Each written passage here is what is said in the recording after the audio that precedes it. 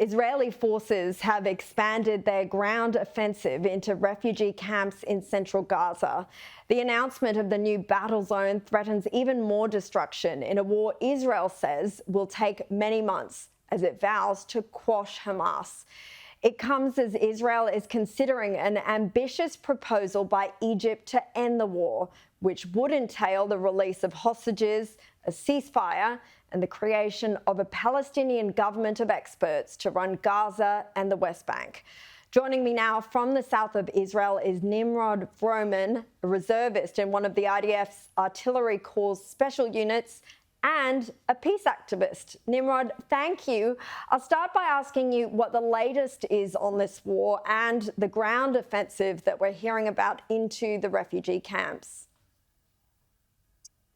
Hi, thank you, Caroline. Thanks for having me over.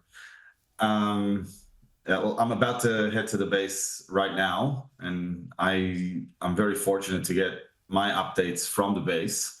So they're sort of like the most up-to-date you can have.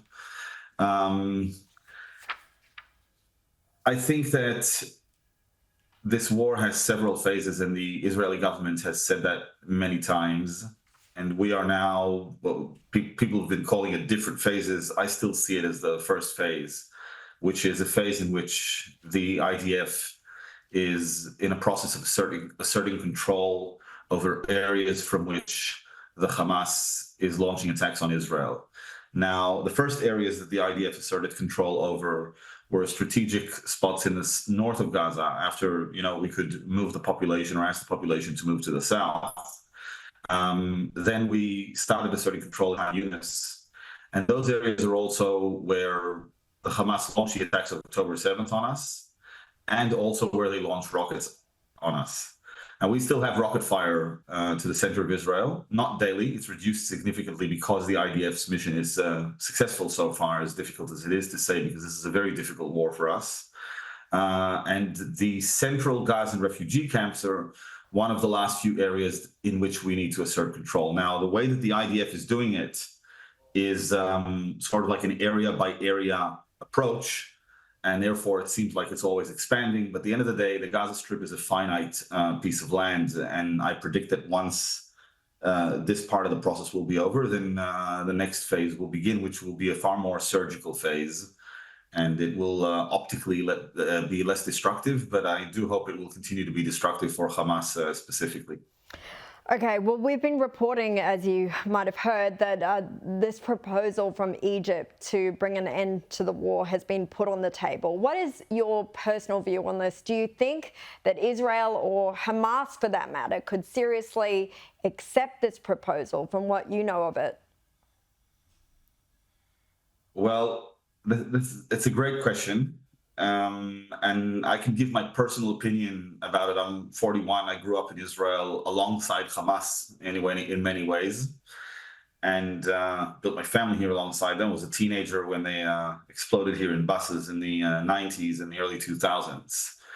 And as you said before, I was a bit of a peace activist and still hope to come back to being one after this war.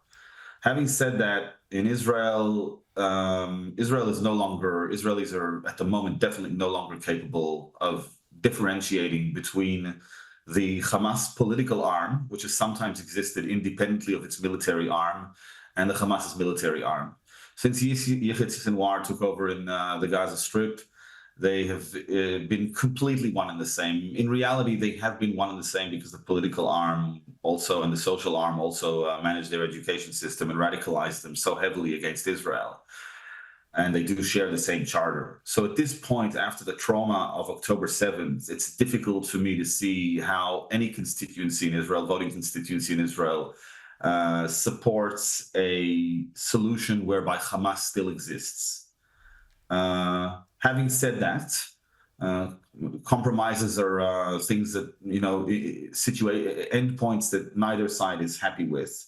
And you might hear the name Hamas, but it may refer to remnants of their social and political arm that have no ability to weaponize, radicalize, and organize them against Israel. And that will be, sort of like the lowest branch possible, maybe, for them to climb off this tree and end this war, which is very bad for the Gaza Strip and for Hamas in particular. Yeah, I guess that would be a way of them saving face almost, that they still get to be part of this. It's very interesting.